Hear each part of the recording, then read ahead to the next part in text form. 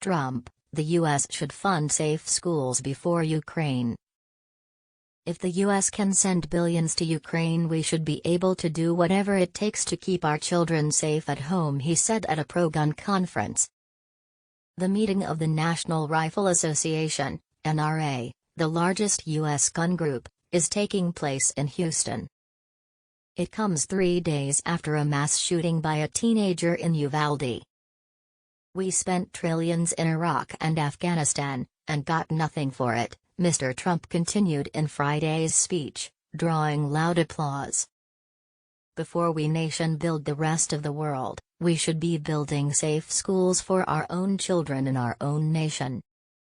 Earlier this month, the U.S. Congress overwhelmingly voted to send nearly $40 billion, £31 billion, in military aid to Ukraine. In total, U.S. lawmakers have sent about $54 billion to Ukraine since Russia invaded in February. Mr. Trump rejected calls for tightened gun controls, saying decent Americans should be allowed firearms to defend themselves against evil. He instead proposed a top-to-bottom overhaul of school safety, with fortified single points of entry including metal detectors and at least one armed police officer on every campus. He accused Democrats of stonewalling such security measures. The former Republican president began his speech by reading out the names of the Uvalde shooting victims, with each marked by a bell toll.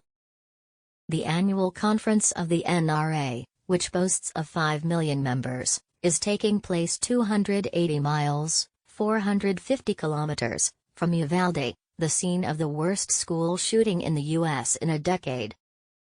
Ahead of the event, several conservative speakers and musical performers announced they were backing out, including Texas Governor Greg Abbott, Senator John Cornyn, and the manufacturer of the rifle used in the Uvalde attack.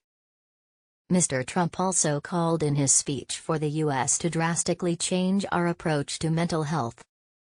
He made a similar call during his presidency, even while critics at the time accused him of trying to defund medical programs that included mental health care. Before Mr. Trump spoke, Texas Senator Ted Cruz blamed mass shootings mainly on absent fathers, declining church attendance, social media and video games.